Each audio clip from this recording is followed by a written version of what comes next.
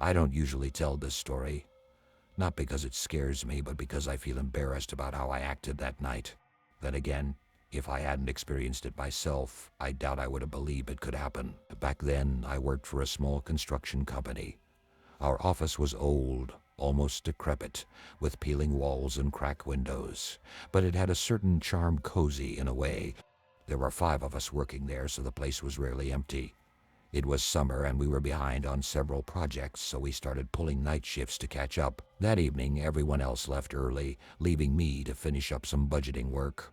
The weather outside could have been straight out of a horror movie. A gray sky, a strong wind howling past the windows, and, later in the night, a heavy downpour. I didn't pay much attention to it. Up until that evening, I had always considered myself a rational person. I settled in my desk in the far corner of the office. My old desk lamp gave off a warm but flickering light that irritated me for some reason. The room was mostly silent except for the occasional sound of raindrops hitting the roof.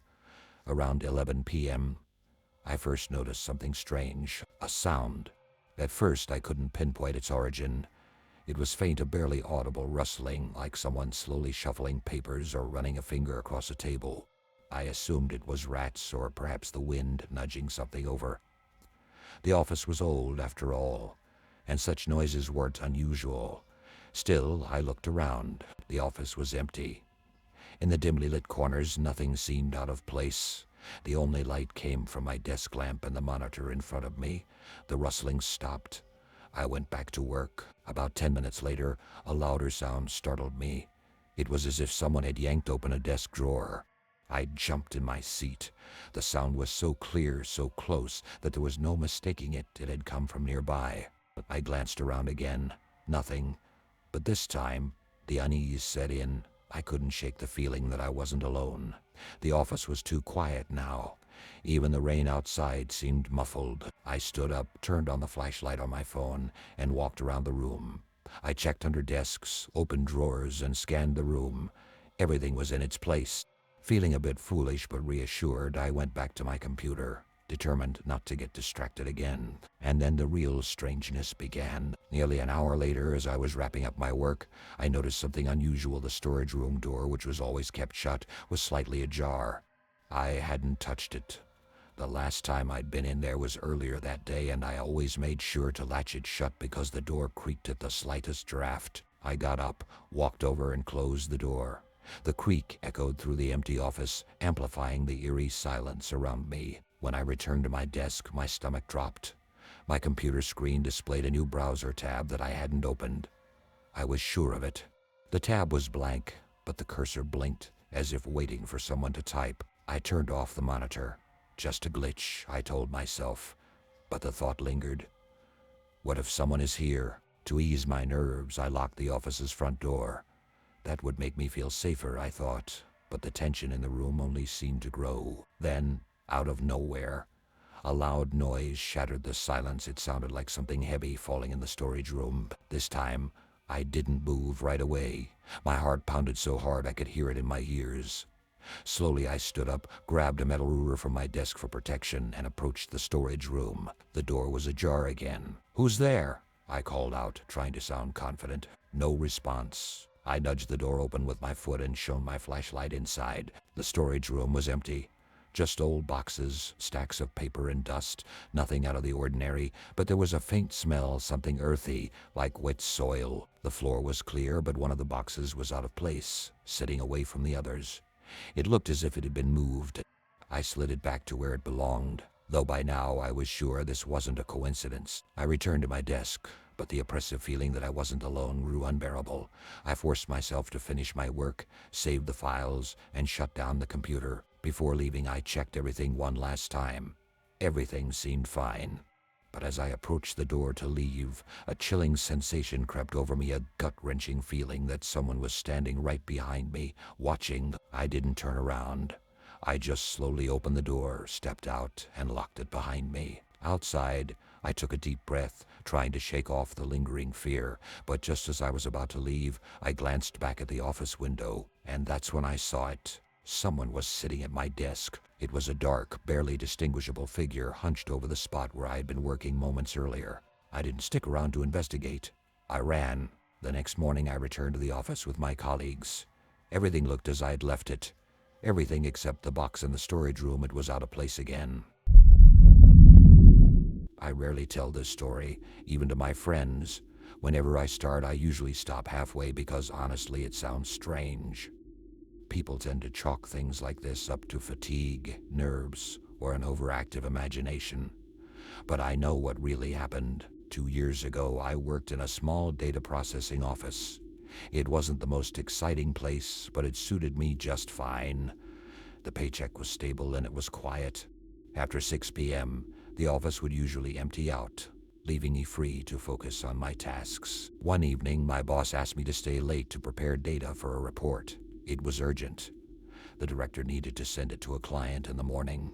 I agreed. I didn't mind late hours, and the task itself wasn't difficult. By 9 p.m., I was alone.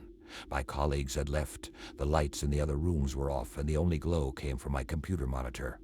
The hum of the server fans in the adjacent room drowned out any outside noise, creating a strange sense of isolation. At first, everything was normal. I worked while listening to quiet music in my headphones to keep myself awake, but around 10 p.m., I noticed the temperature drop. The office always had an unpredictable air conditioning system, but this chill was sudden and sharp. I ended up pulling on my jacket. Heading to the kitchen to make tea, I felt something odd. Not a sound or movement, more like a sensation. Like I was being watched. You know that intuitive feeling that's hard to explain. But convincing myself it was just fatigue, I returned to my desk. When I sat back down, my computer screen suddenly flickered off. Just for a second, but it was enough to make my heart skip a beat. Moments later, it came back on as if nothing had happened. I shrugged it off as a system glitch, though unease was starting to creep in. By 11 p.m., the office's silence no longer felt comforting. I started hearing faint noises, shuffling or creaking. At first, I thought it might be the ventilation system or the cleaning staff in another room. But when I really listened, I realized the sound was coming from the hallway behind me. I stepped to the door and peered into the corridor. The dim lighting barely illuminated the row of closed office doors. No one was there. I returned to my desk, but concentrating was becoming impossible. A few minutes later, I heard it again. This time, the sound was unmistakable. Footsteps, clear, deliberate, unhurried. I stood up, stepped into the hallway again. Nothing. Maybe it was noise from the floor above. Still, something about that explanation didn't sit right. When I got back to my desk, I noticed something off. My mug of tea was gone. I distinctly remembered leaving it to the right of my keyboard. After searching the room, I found it on another desk across the room. "What is this?" I muttered aloud, trying not to panic. I returned to my seat, determined to rationalize what was happening. Maybe I'd moved it and forgotten. But why would I do that? The clock was nearing midnight, and my nerves were fraying. I decided to make absolutely sure I was alone in the building.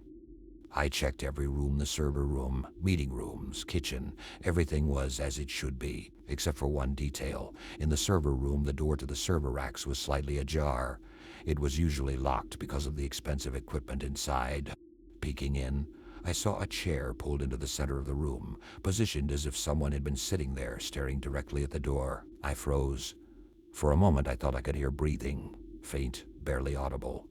I stepped back, closed the door, and hurried back to my desk. Determined to finish quickly and leave, I sat down to finalize the report. That's when the monitor went dark again, but this time, it didn't come back on. As I stood to check the computer, I noticed something reflected on the screen. Something or someone standing in the doorway behind me. A dark figure. I turned around, but the doorway was empty. I don't remember much after that. I grabbed my keys and bolted, leaving my laptop, jacket, everything. I didn't even dare take the elevator. The stairs felt safer, faster. Once I reached the street, I stood outside, gasping for air, trying to steady my breathing. The next day, I came back for my things. My colleagues gave me puzzled looks when I refused to explain why I'd left my laptop in the office. When I asked if anyone else had stayed late, they all swore that the cleaner had left by 9 p.m. and no one else was in the building. Since then, I never stay at work alone, no matter how urgent the task or how much my boss pleads. And every time I pass the server room, a chill runs through me. Maybe it's just my nerves. Or maybe it's not. I've never been one to fear being alone. On the contrary, I valued solitude, especially at the office where chaos usually reigned, ringing phones, meetings, and loud conversations. But one day I realized that solitude isn't always comfortable. Sometimes it can turn into something different. That evening began like any other. My colleagues had gone home thanking me for taking on the late shift to finish a project. There was a lot of work to do, and I knew I'd be staying deep into the night. But I didn't mind. On the contrary, I was glad to focus without any distractions. Our office was on the 6th floor of a large business center, a typical place, long rows of desks with monitors, dividers, a coffee machine in the kitchen. The fluorescent lights dimly illuminated the empty space, and outside the night sky was pitch black. Beyond the windows, only the occasional headlights of cars broke the darkness. The first 2 hours passed quietly. I immersed myself in work, focusing on numbers and charts. The only sounds were the tapping of my keyboard and the faint hum of the computer. But then something distracted me. At first, I couldn't even tell what it was. A subtle noise like someone moving a chair. I looked up and glanced around. Must have imagined it, I thought, and returned to work. About 20 minutes later, the sound came again. This time it was louder and clearer. A chair had definitely moved. It was 3 desks away from me. I frowned, trying to convince myself it was just the air conditioning or vibrations from the elevator. But both had been turned off hours ago. I decided to check. Walking over to the desk, I nudged the chair slightly. It didn't budge. Everything's fine. I reassured myself and went back to my seat. But the unease lingered. An hour later, I heard something else. Footsteps. Quiet, cautious steps coming from the far end of the office. I froze and listened. Someone was walking. Rhythmic, barely audible sounds.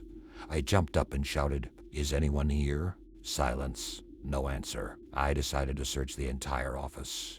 Maybe one of my colleagues had stayed behind without me noticing. I walked past rows of desks, checked the kitchen, and looked in the meeting rooms. No one. Everything was empty. But when I returned to my desk, I saw my computer screen was off. I was certain I hadn't done that.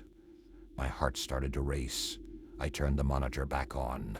The desktop loaded, but all the open files were gone. In the bottom corner of the screen was a note. "Are you alone?" I froze. It wasn't a virus. It was a regular note, the kind you could write yourself. But I hadn't written it. Someone had accessed my computer while I was away. But how and why? I glanced at the clock. It was almost 2 and my eyes drifted to the window. The lights in the neighboring buildings were off. The entire street seemed deserted. A chill ran down my spine. "Is this some kind of joke?" I shouted, trying to mask my panic. No response. That's when I remembered the office had security cameras. They were installed on every floor. I ran to the server room where the recordings were stored. There I could check the footage from the past few hours. The server room was silent. I quickly opened the camera system and rewound the footage. Everything looked normal. My desk, the empty office, no signs of movement. But when I sped up the playback, I noticed something strange. A second before I approached my desk earlier, the monitor had turned off as if someone had pressed the button.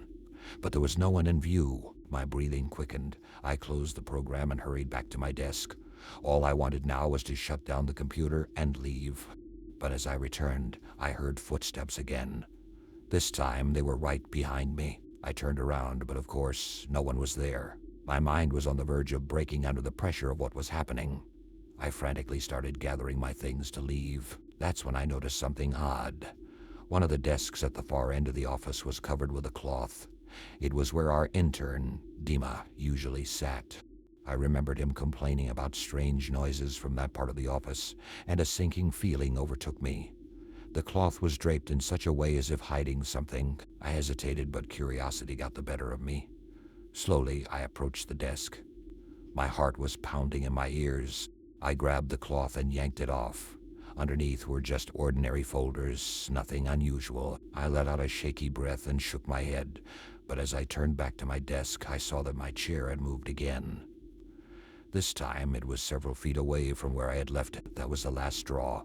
I bolted from the office, leaving my computer on and all my belongings behind. The elevator felt like it took an eternity, but I finally made it out of the building. On the way home, I sent a message to my boss, asking him to review the security footage from the night. His reply came the next morning. The cameras had only captured me. No one else had been in the office.